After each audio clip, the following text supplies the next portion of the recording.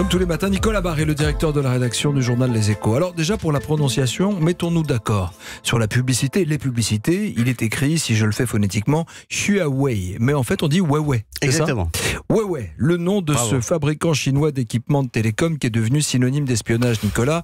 Alors fantasme ou réalité, en tout cas les militaires français sont très inquiets. Oui, et c'est pour cette raison qu'une proposition de loi visant à protéger les intérêts de la défense et de la sécurité nationale française dans le cadre du développement de la 5G est examinée ces jours-ci par les députés.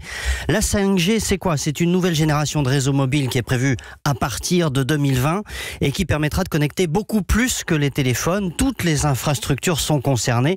Les usines, les hôpitaux, les ports, les objets dans la cuisine, les voitures. La 5G sera partout et aura un rôle critique dans tous les domaines de la vie civile, d'où les inquiétudes si un acteur chinois comme Huawei se retrouve au cœur de ce gigantesque réseau de données. Oui, a fortiori si le réseau 5G a aussi des applications militaires en fait, c'est ça. Oui, parce que vous connaissez bien le dilemme des militaires. Soit ils utilisent un réseau dédié qui est plus fiable mais moins performant, soit on s'appuie sur un réseau beaucoup plus fort débit, la 5G, mais au risque que les données critiques ne soient captées par les grandes oreilles chinoises. À Washington, on surnomme Huawei la NSA chinoise en raison de ses capacités supposées de récupération de données. Huawei d'ailleurs a été fondé par un ancien officier de l'armée chinoise.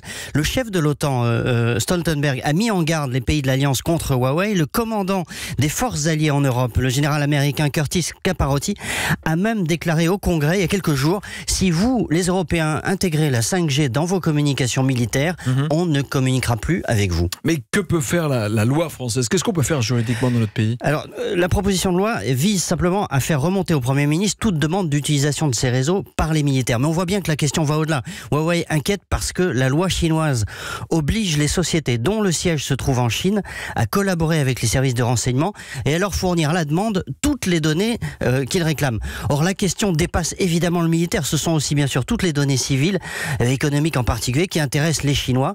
Avec la 5G, l'Europe découvre qu'elle a perdu une partie de son indépendance technologique et donc stratégique.